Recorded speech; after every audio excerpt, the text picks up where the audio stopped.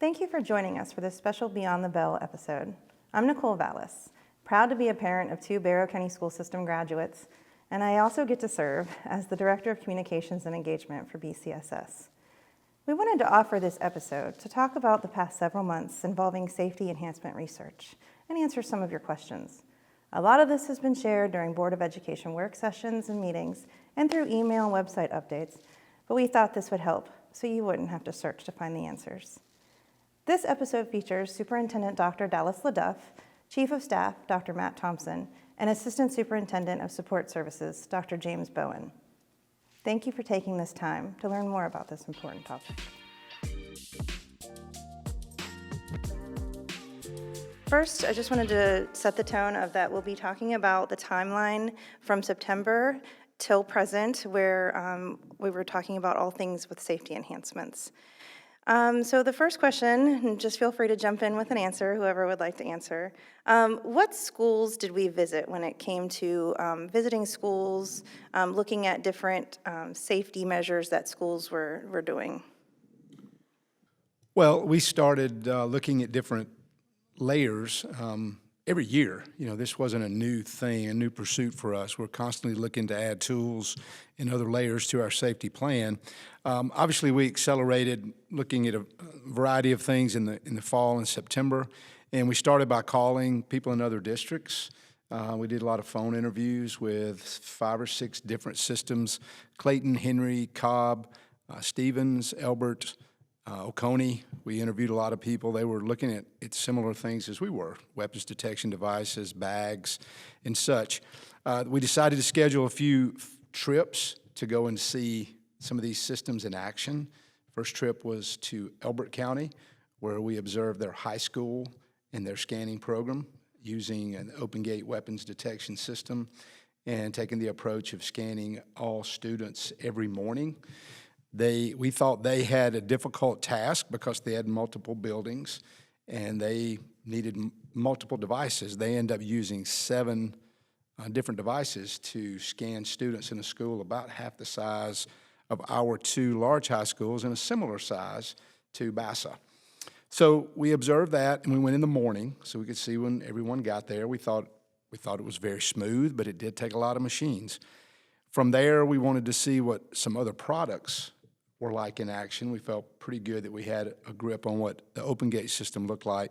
So we looked at another system, an AI-based Evolve system, and at Tucker High School in DeKalb County, who was using it in a similar fashion to try to scan every student every day.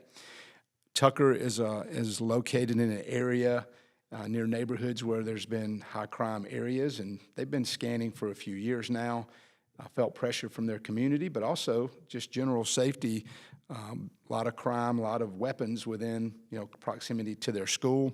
Even some of the neighborhoods where these crimes are occurring border their school property. So they felt strongly about that. What we saw differently there was from Elbert is at Elbert it was predominantly teaching staff was manning the machines, and it was predominantly administration who was manning the machines at Tucker. But a very similar setup in which they had multiple different areas in which they were scanning kids coming in. There were a lot of alerts. There were a lot of hands-on searches by administrators. So we felt pretty good after that visit that the 2 primary competitors we could compare just in that category of weapons detection. So all of that research that you spoke about, Dr. Bowen, took some time, and that helped with recommendations for the board. Is that correct? Chief Skinner had actually already established a relationship with a provider back in the summer.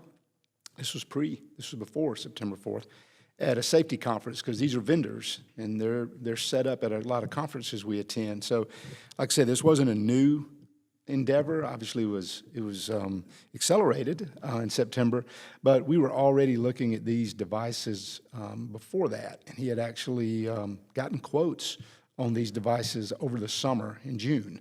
So when we went back, we'd already done some legwork even before September, but I think doing the visits, having the vendors come and do site assessments of our high schools and our middle schools, and actually part of our elementary schools as well, just to compare the different campuses. They were able to make recommendations to us about how many devices we would need. They are also able to go ahead and give us current quotes. So we were ready in December and January to whatever decision was made. If that happened to be the decision, we were ready to move on that.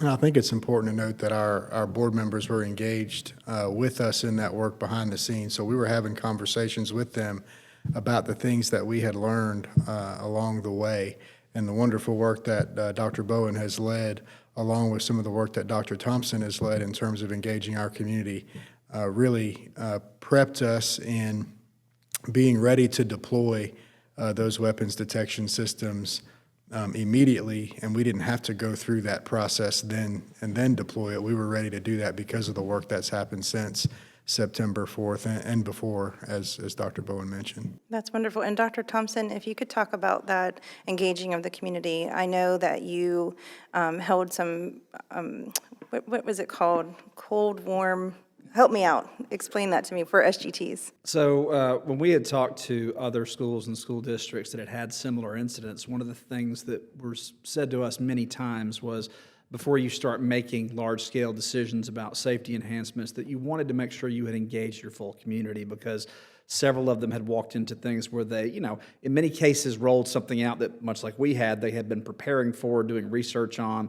They rolled those in place, found out they did not have the community support and buy-in for those things, and they ended up walking them back. And so we were told it was really important to have a process that engaged the entire community and all of its stakeholders.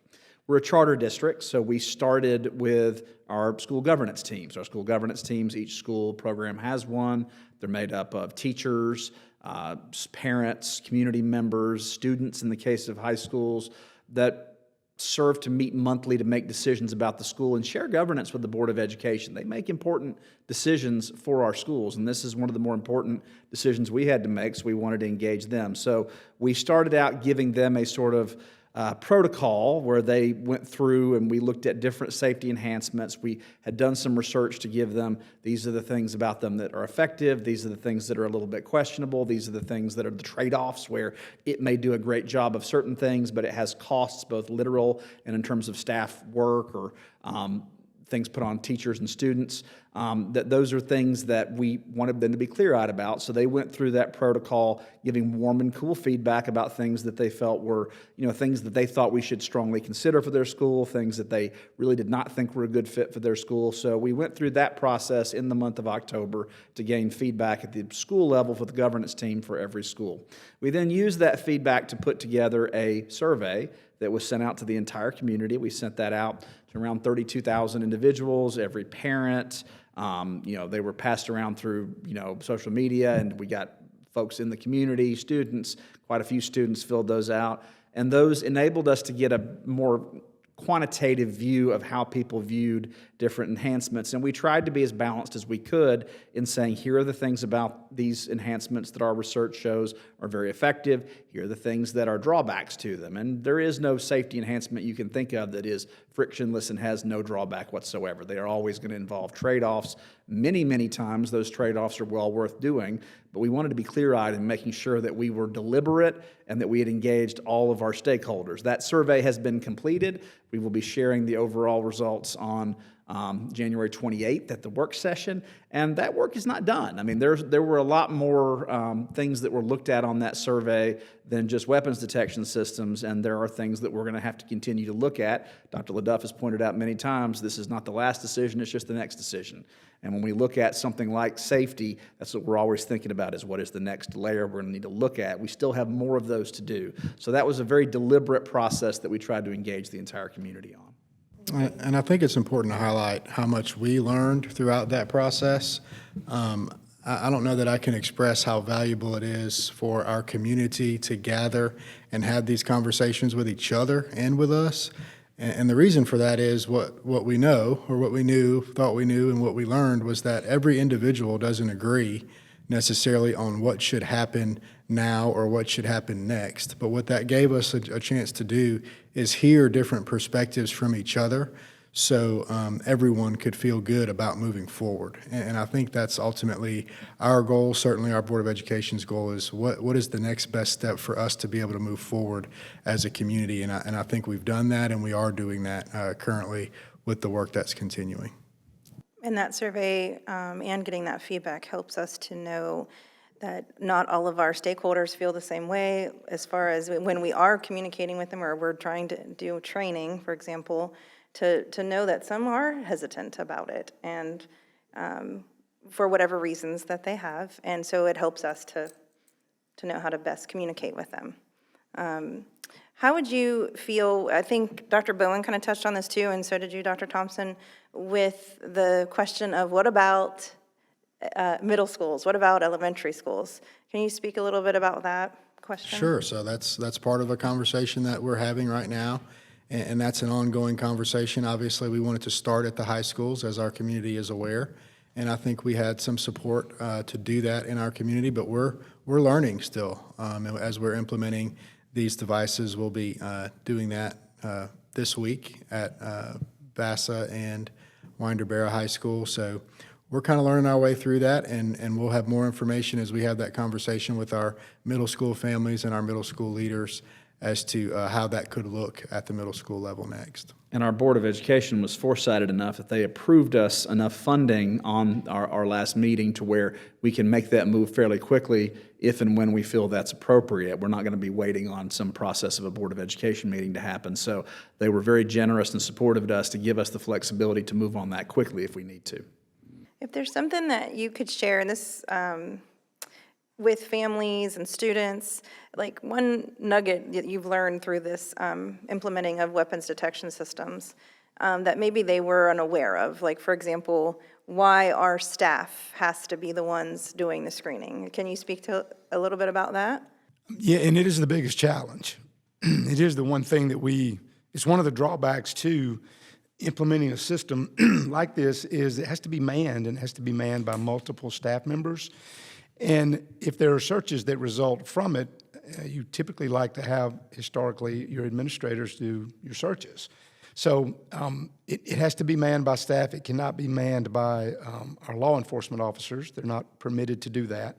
So it has to be our staff. And you want it to be something they take very seriously, something they do thoroughly. But at the same time, when we're moving, for example, in two of our schools, 2,000 students through schools every day, we want it to be something that doesn't delay the start of school. It has to be something that's practical, something that we move them through thorough, but in a timely manner too. So we knew that was going to be the biggest challenge, was staffing it. The machines work fine when they're worked properly, but having staff to do it is something that we're asking them to add to their daily duties in addition to the other things they do. So I think that what we're seeing is that there are schools that are going to be really motivated to do that. Excuse me. And then there'll be other schools that may not be quite as motivated yet for that. So staffing is the biggest challenge, though, for that. And that's what we were told by other systems as well. The machines work great. It's consistently manning them and operating them all throughout the day. And it not getting what's called search fatigue or scanning fatigue, which is when you just start waving people through and you don't thoroughly investigate every alert because it's time consuming. And I think that is part of that survey that I was trying to speak to earlier, is that knowing how people are feeling and where they're coming from.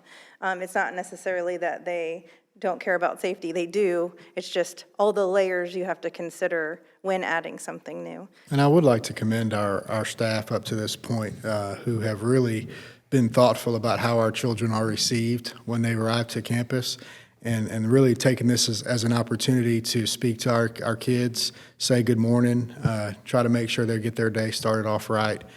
So I can't say enough good things about our staff and the way that they've approached implementation in the middle of a school year of this new protocol. Some other questions that came up from our community that we got through the website involve mental health supports. So while all this past 4 months, from September to now, while you're doing all of the research involving weapons detection systems or bag changes or those sorts of things, all those research things you're doing, you're also trying to focus on mental health, which is another key area. Can you talk a little bit about some of the mental health supports that are going to be added, especially for Appalachia High School? Yeah, and one of the things to think about is mental health supports play dual roles. On the one hand, we have a lot of students, staff, parents that were traumatized during September 4th, and we need mental health support to support them in all they do every day. But at the same time, mental health supports are part of your safety protocol. They're a part of how you approach safety, because many of the time students who may pose a threat, whether to themselves or others, are in a mental health crisis. And the more we have people who are working with those students, being vigilant with them, seeing warning signs they may be given, the more you're making your school safe. So we've been fortunate that between several federal grants, the generosity of the Barrow Community Foundation, among some others, we've been able to get funding to hire a recovery coordinator, which is currently posted, and we hope to start interviewing for and having staffed very soon. That's a person who will be stationed at Appalachia, who will be leading all efforts of the recovery coordination. We also have approved about 5 mental health therapist positions that we're also interviewing for, all of which would be embedded at Appalachia and supporting students. We also in Barrow County, even prior to September 4th, have made an investment in mental health. We have the Project Aware program, which puts therapists in schools, has a mental health service coordinator in place, and those put us ahead of the game in terms of supporting and being proactive with students with mental health issues, even prior to September 4th. We were better positioned to handle something like this, not that you're ever in a position to handle something like this, but we were much stronger than a lot of districts would be when they suffered through this. So we've made investments and will continue to make investments, both in terms of the recovery in supporting students and staff, but also in terms of being proactive in identifying students in crisis and trying to intervene in those circumstances before they turn into something else entirely. And then also, which very important, but to also add to the 4-month timeline that you were also doing and the school system was also doing is with the closing of J Hall, we had to figure out where to put, what was it, 18 classrooms? About a dozen. About a dozen. So Chi East was established, okay, so then that happened, and then pods. And putting the learning pods in is not an overnight task. So to get 2 put in over the span of the semester. Can you talk a little bit about that, learning pods, and add like the security of the learning pods? We've gotten some questions about that, and just that work that went into it. Can anyone speak to that? Yeah, we actually, part of our plan was to add a pod to Appalachia this summer anyway for growth. So the reason we added 2 was not because we were needing to replace 2 pods worth of classrooms lost that we closed, but it was because since we were already going to be adding 1 in the summer anyway, it just made sense to add 2. If we're going to add 1 now, why not add both now? So that's why there are 2 that went in. If you look at the net loss of classrooms, we didn't need that many, but that's the reason for that. Anytime you have outside modular classrooms, there's always going to be transitions that have students going outside. Understandably, that is a concern brought up specifically at Appalachia now, just because we're still not far away from September. And I think we're very hyper-focused on every bit and every piece of our safety plan there. However, very confident with cameras we have installed, the access controls that we have on those doors, the fact that those pods are currently and will continue to be location spots for our weapons detection scanning going on. The fact that those are also equipped or manned by administrators or staff monitoring the traffic coming and going from those pods. I think that they're certainly safer. They're even safer than a pod would have been a year ago. So we're continuing to add to that, though. But in a school system that's growing, pods are even more prevalent. And we're in a system that's growing very fast. It's difficult to keep up with it building-wise, so pods become a necessary thing. I would say that the different thing about current pods than through the years is these are multiple classroom structures. They're really not mobile. In fact, they're not designed to be mobile, but they have multiple classrooms. They have bathrooms that are inside. You're able to build awnings and porches and ramps and make them very accessible, but also much safer than the old days of the trailer park where you had 13 trailers to get 13 classrooms. Now we have 1 large pod to get the same number or more I classrooms. think it's important to mention on each of the last two topics that we've discussed, whether it be the mental health or the pods, how thankful we are of our community partnerships that we have. Northeast Georgia Physicians Group's been instrumental, Advantage Behavioral Health, and a number of other partners. GMA has been wonderful to us. So we're still engaging all those partnerships with regard to mental health and having conversations about how we can improve upon what we already have in place.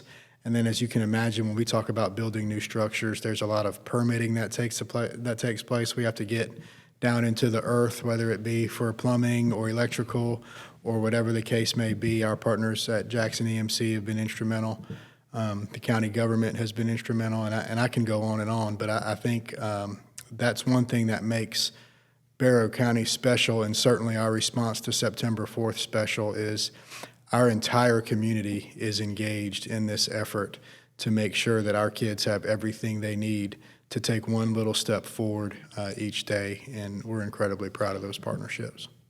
Along the lines of all of the things that have been going on for the 4 months, there was also back in September, I think it was the September work session, where our board approved the hiring of additional school resource officers. So can anyone talk to me about that, where that process is right now? We had some questions about that as well. I think the primary challenge is hiring. I know the sheriff has been trying to fill those positions, and I think he has filled a few of them. But, the sheriff has been actively attempting to hire those positions. They're currently considering, reposting some of those with maybe some tweaks to them. The money has been appropriated by the board. It's there. We are trying to hire those positions. As soon as we can get them staffed and hired, they will be out at schools. It's just a challenge of getting those positions filled. So we're just hoping to get the right folks into those positions as soon as we can, because our goal is to make sure that every school has a dedicated SRO, and our high schools would have 2 in these cases, and we would also have some floaters who would be able to fill in those cases. So that's the ideal. We're approved to do that. Our board approved that, but at the end of the day, we just have to fill those positions, and the sheriff is working extremely hard to get that done. I know we can't talk about this. So I just would like if you could talk about why we can't talk about it in specifics. And so I was going to ask about lockdown procedures, because we have gotten some questions about that and clarity around how, when and how we implement lockdowns. So if you could just at least briefly explain why we don't reveal all things about how we operate with lockdown procedures. This has been a popular topic of phone calls. I've taken a good many phone calls in recent months about people who they're inquiring, they just have questions, they're curious. What about this? What about that? And when you explain that, the more that we share about what our safety procedures are, the more we're sharing not just with the good guys, but with the bad guys, people who want to do us harm. And the more they know about us and our procedures, the more vulnerable that makes us to attacks. And unfortunately, that's where a lot of people who have done that in the past, they've learned a lot of information from schools about how they respond. So we're very careful about that. GMA and law enforcement both have recommendations for what to put out there and what not. We're careful about evacuation routes and maps, about putting those things out there, logistical things, which someone could use that could turn a bad situation into a really, really terrible, worse situation. Similar things to procedures like what triggers a lockdown, what triggers an evacuation, those types of things. We don't like to make those public. GMA has strongly recommended that you don't make those public, just simply because it compromises your safety. We don't want everyone to know what we're going to do. The downside to that is it looks like we either don't have a great plan or we don't know what we're going to do, and that's just not true. But when people don't know, they get curious, they get worried. Fully understand that. That's why every phone call that comes in, I'm happy to talk through the reasoning behind what's out there and what's not. The main thing that we have to do with our plans is our staff and our students have to be comfortable to know what to do in certain situations. That's what has to happen. That comes through training. It comes through our monthly drills. But as far as putting things out there that are easily accessible on websites or sharing too much information, we're careful about that. We understand that causes concern, but we have good reasons for not putting that out there. So Something I'll add to that, JB or Dr. Bowen mentioned that one of the things that we do is we work with other agencies. We work particularly strongly with GMA, but also our local law enforcement partners to write our school safety plans. And one of the things that, when we meet with them and talk through these things, you can't remove the element of judgment from some of these decisions. Like, you can't write a safety plan that just is if A, then B. Every situation is unique. Every system has to have judgment exercised. There is always going to be that as a part of how you apply a safety plan, no matter how well written it is, which is one of the reasons when we do trainings on these, we frequently do tabletop exercises, scenarios. We try to work with our administrators to think through different scenarios that might happen, how they might respond to that in terms of whether or not a lockdown is appropriate or some other action gets taken place. But you can't write a plan that's going to cover every eventuality. So when we do write safety plans, they frequently try to get at big ticket items, things that you need to do in every circumstance, but then leaving room open for the fact that you have to problem solve, because every scenario is going to be very, very different, and every scenario may not require the same level of intervention. And so you cannot, and anybody who spent time working with school safety will tell you, you cannot remove the judgment factor from how we implement any aspect of our safety plans.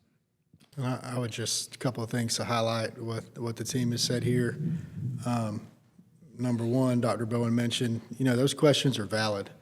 I'm a dad, my kids are in our school system, and we want to know as parents that things are being done to keep them safe. And I think we've tried to communicate the things that we can communicate with folks, and Dr. Bowen spends a great deal of time explaining that. We've got a lot of information on our website explaining some of those things. And then there's obviously some things that we can't disclose because it makes us vulnerable. But I think what we can share is that every single one of our staff members has the authority and the ability to put any school in lockdown based on what they are seeing, where they are in the moment, and making a decision to do that to keep our kids safe. And as a dad, that is powerful, that I know no one has to get permission, whether I'm a custodian, I work in the cafeteria, I'm a teacher, I'm a para, I work in the front office. If I see something that causes me enough alarm, I have the ability to put the entire school in lockdown with the push of a button, and that gives me comfort as a parent. I'll just echo something Dr. LeDuff just said, which is how much we actually appreciate the community input that we've gotten on this, no matter how it's been expressed or what format that's come in. These are hard questions. These are not easy, and these are not easy problems to solve. And we are better as a community when we are communicating and talking. So I appreciate the passion that has been brought on this topic. It speaks well of the community that people are as passionate as they are about it. So we appreciate it. We're trying to take all that into consideration. We're trying to be as deliberate, but also as wise as we can be in the decisions that we make. But I just want to echo, we really appreciate the engagement we've gotten on this issue. It's necessary, and we are appreciative. And I just say, I really want to say thank you to all of our leaders, our teachers, and everybody who's living through this season with us. They have been phenomenal. And I think one thing that we all pride ourselves on is the fact that we're going to treat our community the right way, and we're going to answer the phone or the door with open arms and a smile. And if anybody has a question or wants to give us feedback, we're open to hearing that and encourage them to come in and see us, pick up the phone and call us, send us an email. We want to talk about it and make sure that they get their questions answered.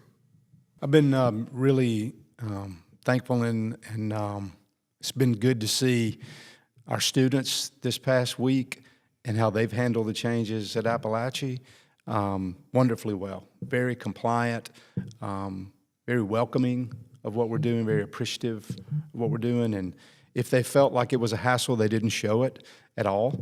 And our staff there, just in a few short days, took a monumental task, and they really got it down under the time frame now that we were shooting for. So another good day today at Appalachia, and we expect that what we've learned there and seen there, we now are going to be able to apply to other systems, just in the area of weapons detection. But whatever else we come up with next, we expect that we're going to get that same type of energy and commitment from staff. If there was one thing, just to wrap this up, because I know when you spoke at the Chamber of Commerce lunch, and you had mentioned, it's something I've heard you say before, and I think it's really fitting for this topic, that it's not your school system and it's not my school system. But could you talk a little bit more about that? Yeah, I think we talk about that as a leadership team, how we are so blessed and fortunate to be the caretakers of our school system during this season, during this time. But we also know that there were people who were charged with that responsibility before we got here, and there's people that are going to be charged with that responsibility after we're no longer filling these roles. And I think it's important to keep that in mind when we're making decisions, that we are making decisions for the school system that is going to be here long after we're gone to serve our community. And that's exactly what our school system is here to do, is to serve our community. So it's important that we make some decisions as a community and get feedback from a lot of different people and different perspectives. Again, thank you to Drs. LeDuff, Thompson, and Bowen for taking that time to talk about this important topic. To learn more about our district safety updates, please visit our website. And remember, the learning journey never stops, it continues beyond the bell.